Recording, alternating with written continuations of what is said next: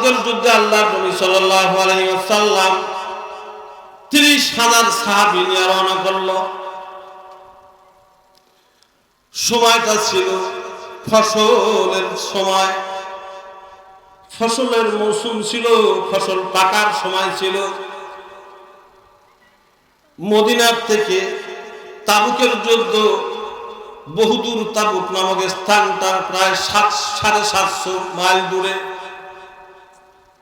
একদিকে মদিনার থেকে বহুদূর, দ্বিতীয়ত হইল ফসল পাকার মৌসুম, 3 নাম্বার হইল হাঁটা চলার ওই রকম প্লেন রাস্তা নাই, পাহাড়িয়া পাথরিয়া এলাকা, মরু প্রান্তর, হাইটা হাইটা যুদ্ধের সরু সামান নিয়া লম্বা পথ অতিক্রম করে তাবুকে যাইতে হবে।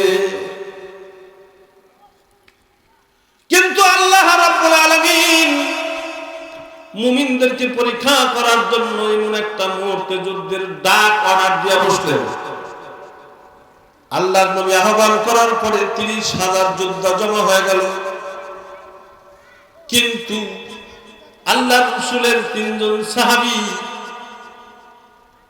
মুনাফিকদের সংস্পর্শে পড়ে, মুনাফিকদের খপ্পরে পড়ে, মুনাফিকদের কথা শুনা পিছনে থেকে গেল। জলিল কদর সাহাবী কাব ইবনে মালিক, হেলাল ইবনে উমাইয়া, মুরারা ইবনে রবি, 3 সাহাবী তাবুকের যুদ্ধে যাইবার পারল না।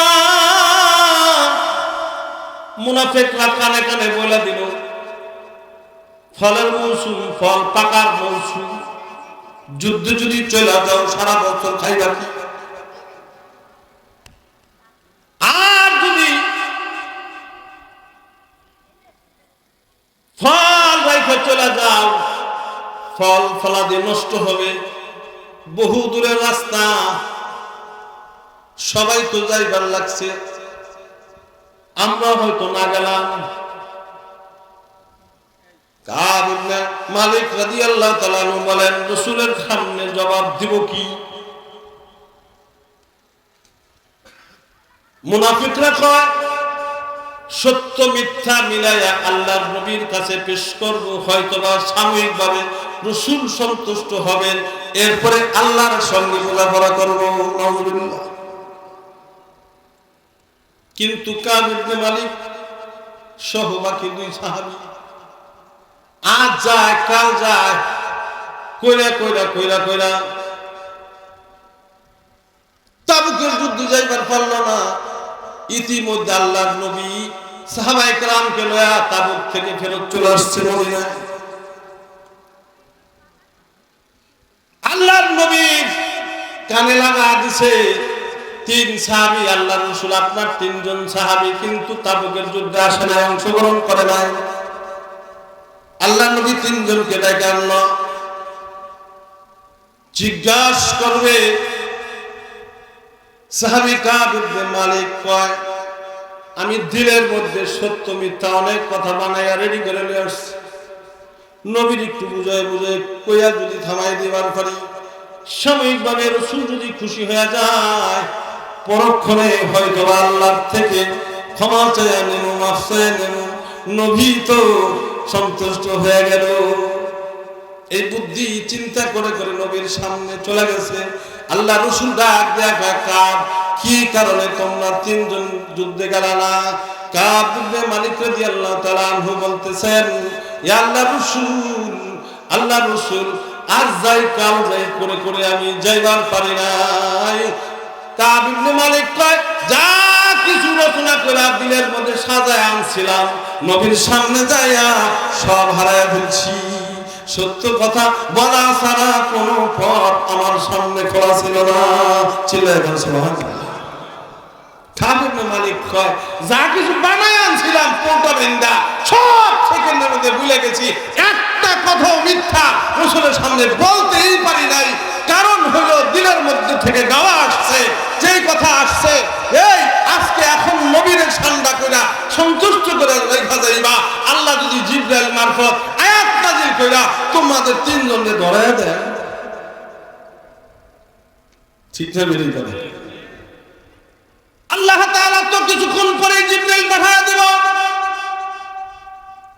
জিবরাইল পাঠিয়ে দেয়া যদি আমাদের মিথ্যার এই অবস্থানটা যদি জানায় দেয় নবীকে, একদিকে যুদ্ধে যাই নাই অপরাধ করছি, 2 নাম্বার মিথ্যা কথা বলছি অপরাধ, নবীর কাছ থেকেও ফালানি গেলাম তো আল্লাহর কাছ থেকেও রহমত থেকে দূরে সরে গেলাম। এই কারণে যা কপালে আছে তো আছে, মালিকের সামনে সত্য, তার রাসূলের সামনে সত্য বলে দিলাম। আল্লাহ নবী সাল্লাল্লাহু আলাইহি সাল্লাম আল্লাহর নির্দেশে 3 জন সাহাবীকে বয়কট করে দিলেন। 40 দিন পর্যন্ত বয়কট অবস্থায় থাকলো। সাহাবায়ে কেরামকে ডাইকা বলে দিল, ও আমার সাহাবীরা,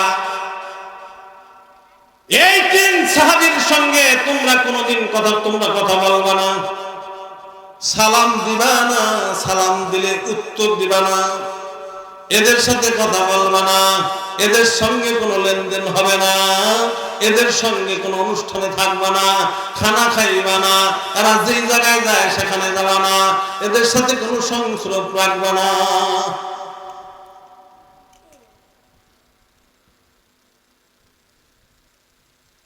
চল্লিশ দিন এইভাবে অতিবাহিত হয়ে গেল। আল্লাহ নবী সাল্লাল্লাহু আলাইহি সাল্লাম কাব ইবনে মালিক রাদিয়াল্লাহু তাআলা আনহু ডাইকা বলল, কাব, আজকের থেকে আরো কঠোর নির্দেশ জারি হয়ে গেছে। এতদিন 40 দিন পর্যন্ত কারোর সাথে কথা বলার পারা নাই, কমস কম বিবির সঙ্গে কথা বলছো, আজকের থেকে বিবির সঙ্গে কথা বলতে পারবে না, বিবিকে বাবার বাড়ি পাঠা দাও। বাবার বাড়ি পাঠা দিল। এইদিকে কাব ইবনে মালিক রাদিয়াল্লাহু তাআলা আনহু আল্লাহর দরবারে কান্নাকাটি শুরু করে দিল। আল্লাহ রাব্বুল আলামিন 50 দিনের মাথায় 3 সাহাবীর ক্ষমার আয়াত নাযিল করে দিল। সুবহানাল্লাহ। তো বলার মাকসাদ ছিল, আল্লাহ রাসূলের সঙ্গে একটু যুদ্ধে যায় নাই, সত্য কথা বলছে তো ক্ষমার জন্য কান্নাকাটি করছে, পরকাল সুন্দর করার জন্য কান্নাকাটি করেছে, তওবা ইস্তেগফার করেছে। এই জন্য বলছিলাম, আল্লাহ ওয়ালাদের কাছে আসলে তওবা নসিব হয়, ক্ষমা নসিব হয়। ক্ষমা যদি পাওয়া যায়, এর চাইতে সুখবর, এর চাইতে সুখবর আর